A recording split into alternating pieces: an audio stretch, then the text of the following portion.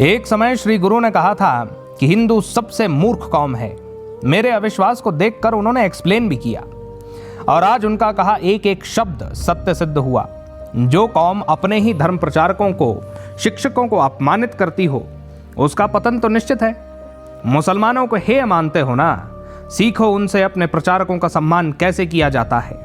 सीखो सिखों से कि अपने गुरुओं को सम्मान कैसे दिया जाता है। गिरे से गिरा मुसलमान भी होगा, वो भी मस्जिद की शान में कुर्बान होने को तैयार रहता है, और तुम अपने ही मठ मंदिरों को धुतकारते हो।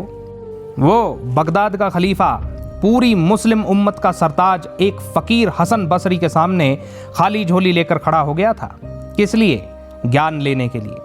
और तुम मुंह उठाकर शंकराचार्य जी को गाली देने लगते हो। गीता के 2 अध्याय की साधारण व्याख्या तुम्हारे बस की नहीं। ध्यान के वक्त दिमाग में मिर्जापुर चलता है, लेकिन गाली देंगे उन्हें जो ज्ञान बांट रहे हैं। कल हमारे बीच एक प्रश्न उठा कि जनाब 100 रुपए देने में क्या दर्द है और हो क्यों रहा है ये। ऐसे तो सब चिल्ला रहे हैं कि हम सब छोड़ छाड़ कर कल्कि के साथ जाएंगे, कल की सेना में शामिल होंगे, युग परिवर्तन करेंगे। सोच के देखो, एक 100 रुपए देने में इतना दर्द हो रहा है, तुम अपने घर परिवार का त्याग करोगे? तुम अपनी संपत्ति को त्यागोगे? तुम अपना जीवन त्यागने के लिए सज्ज हो पाओगे? रही बात हमारी, तो साफ बता दूं कि विद्या का ऋण उतारने के लिए कुछ योग्य भक्तों को उसे देना अनिवार्य होता है। इसलिए 30 जनवरी तक ही ये ग्रुप चलेगा। उसके बाद अपने दायित्व से मुक्त होकर मैं भी अपना कर्म करूंगा। पैसे कमाने की इच्छा होती तो मैं भी आश्रम खोल के बैठ जाता और अपने ही बेटे या भाई को अवतार बताने लगता। मूर्खों का टोला फिर भी उन्हीं के पीछे चलेगा। ये बहुत बड़े विद्वान हैं और ऐसे लोगों की यहां कोई आवश्यकता नहीं।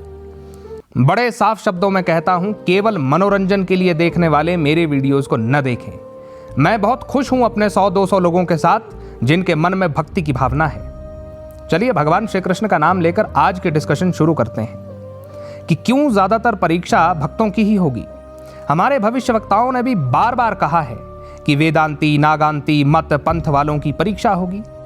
कहीं कल्कि बलभद्र तो कहीं माता भैरवी परीक्षा ले रही होंगी और लगभग सभी जगह उत्तर न दे पाने वालों को खप्पर में जाना है। क्या कारण है कि जो भक्त नहीं है उनकी परीक्षा कोई नहीं ले रहा? इसके मूल में है 2 कारण। पहला, युग का प्रभाव।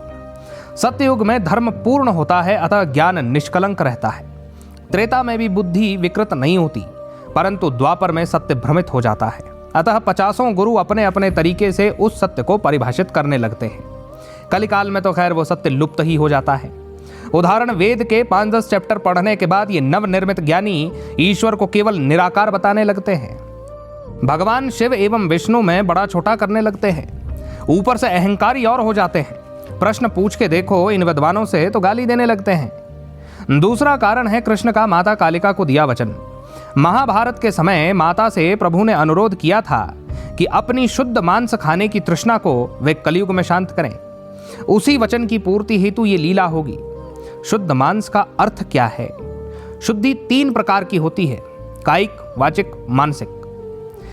पूजा, तीर्थ आदि काया की शुद्धि के लिए होते हैं। ज्यादातर लोग काया की सीमा से आगे बढ़ ही नहीं पाते, क्योंकि मानसिक शुद्धि के लिए नाम जप और ध्यान की आवश्यकता है, और वो संभव ही नहीं है वाचिक शुद्धि के, यानी कि अपने वचनों की, अपने कर्मों की पवित्रता।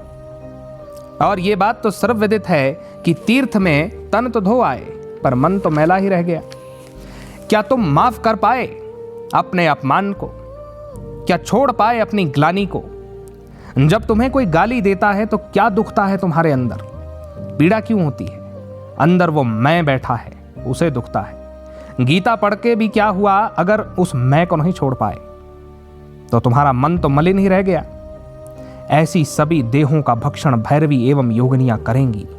बार बार कह रहा हूं, नाम जप का सहारा लो, आडंबर छोड़ो, समय निकट है। जय मां आदिशक्ति, जय श्री जगन्नाथ।